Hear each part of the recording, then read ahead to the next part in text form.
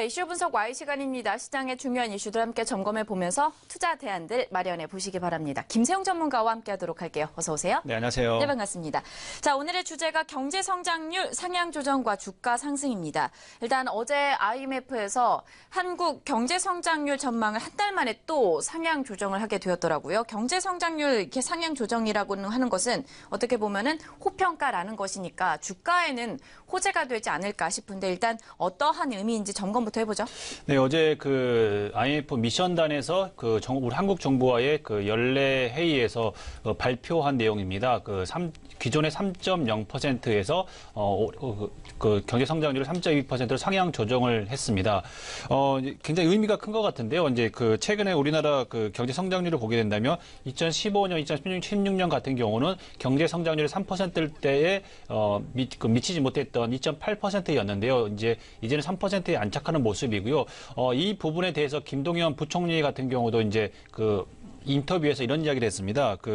올해 성장률 3%는 확실히 달성할 것이다라고 봤고요.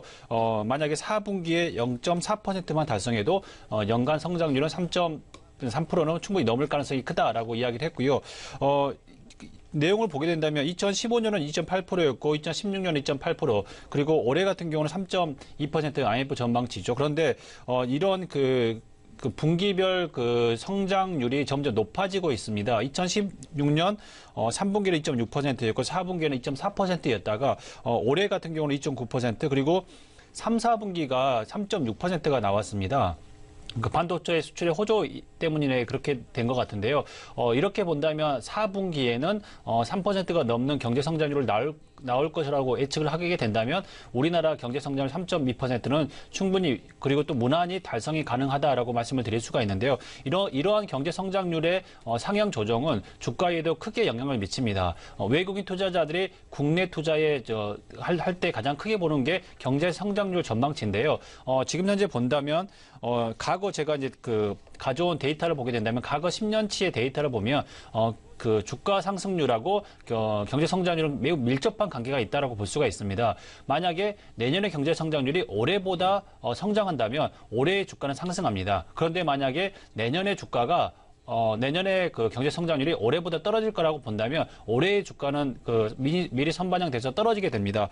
과거 데이터를 보게 된다면 2005년, 2006년 그리고 2007년 같은 경우는 경제 성장률이 꾸준히 상승하는 모습들이 보입니다. 3.9, 5.2, 5.5 이렇게 꾸준히 상승할 때는 주가가 59%, 5%, 33% 이렇게 상승을 하지만 2008년이나 2009년 같은 경우를 보게 된다면 2008년 같은 경우는 경제 성장률이 그 다음 해인 2009년의 경제 성장률이 0.7%로 나옵니다. 그렇기 때문에 한 3% 정도 떨어지게 되죠. 그래서 2008년에 주가를 보게 된다면 40% 정도 하락을 하게 됩니다. 그런데 2009년 같은 경우는 우리가 글로벌 금융위기가 가장 심했을 때인데요. 이때 주가를 보게 된다면 오히려 50% 정도 상승을 하게 되는데요. 2010년에 경제 성장률이 전년 대비해서 6% 이상이 상승하게 된다는 거죠. 이런 모습을 본다면 주식 투자하실 때도 내년의 경제 성장률이 전망치가 나오는 게 보통 10월 달, 11월 달입니다. 그러니까 지금 현재죠.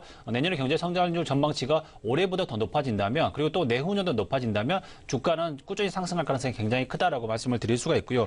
과거 사례도 본다면 89년부터 데이터가 있는데요. 이 데이터를 보게 된다면 97년에도 보게 된다면 이때 주가 상승률을 본다면 40% 마이너스였습니다. 그런데 98년도에 우리나라 경제 성장률이 마이너스 6.9%였기 때문에 주가가 떨어졌다.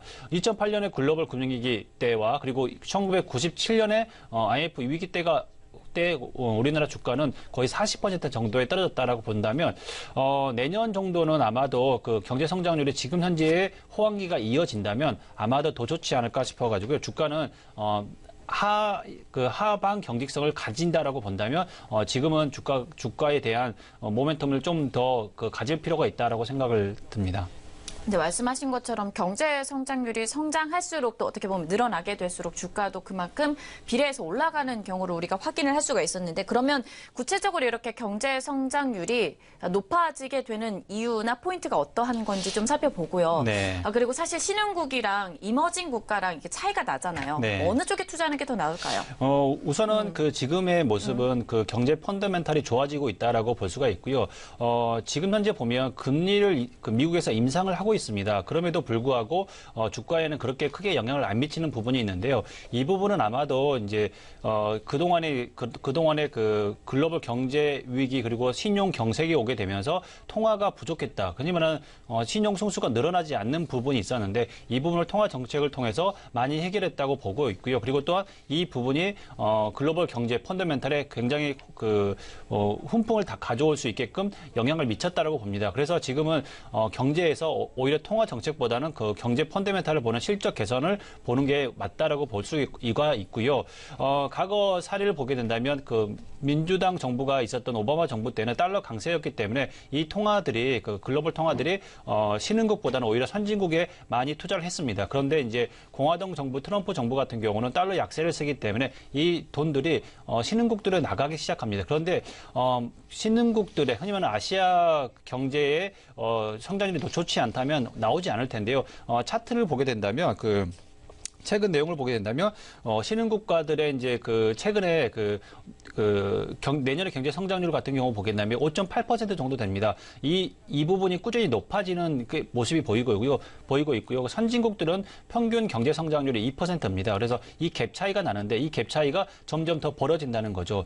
2000년대 들어서는 이 갭 차이가 6%까지 벌어졌습니다. 그럴 때는 그 선진국의 자금들이 신흥국에 투자를 많이 했었죠. 그리고 또한 브릭스라고 해서 브라질이나 인도, 러시아, 중국에 많이 투자를 했는데 그러다가 다시 경제 위기가 오게 되면서 선진국과 그 신흥국, 특히 아시아 국가들 간의 경제 성장률 격차가 줄어들게 됩니다. 그렇게 됨으로써 이 자금은 다시 선진국으로 가게 되는데 2010년대부터 해서 작년까지죠.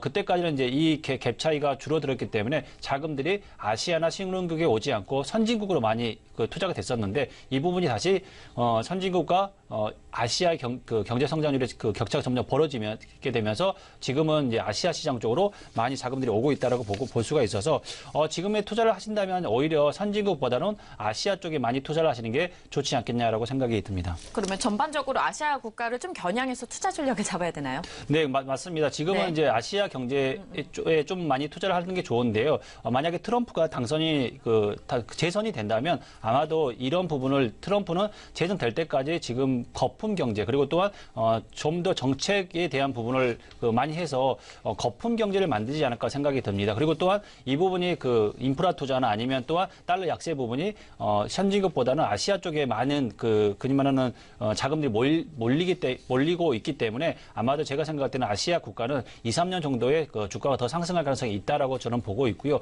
그리고 또한 지금 현재 문재인 정부가 하는 정책들을 보게 된다면 4차 산업혁명에 관련된 바이오나 전기 그리고 또한 이런 반도체, 디스플레이 이런 쪽에 투자를 많이 하고 있고요. 또한 국민연금 관리공단 이사장도 바뀌었고요. 그리고 또한 국민연금이 세계 3대 자본인데 세계 3대 연금인데 이 부분이 그 동안에는 대형주에 투자했다면 지금은 좀 중소형주로 올 수 있는 거리가 있다라고 볼 수가 있습니다. 그렇기 때문에 아마도 개인 투자자들 입장에서 볼 때는 코스닥에 대한 투자 그리고 4차 산업혁명에 관련된 그 투자는 좀 더 늘리시는 게 좋지 않을까라고 보고요.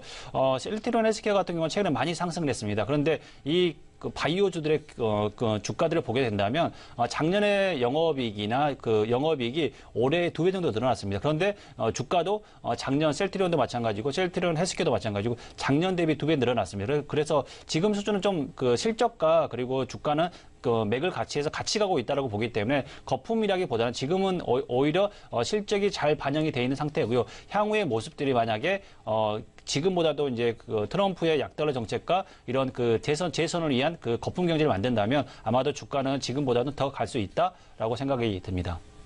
네, 전반적으로 이제 해외 시장을 좀 보고 있을 때는 아시아 증시의 가능성을 조금 더 두면서 국내에서는 정책과 수혜주들 조금 더 챙겨보시면 좋을 것 같습니다. 자, 이슈 분석 Y 시간이었고요. 경제 성장률 상향 조정과 주가 상승이라는 주제를 가지고 김세용 전문가와 오늘 함께 좀 이야기를 나눠봤습니다. 오늘 말씀 고맙습니다.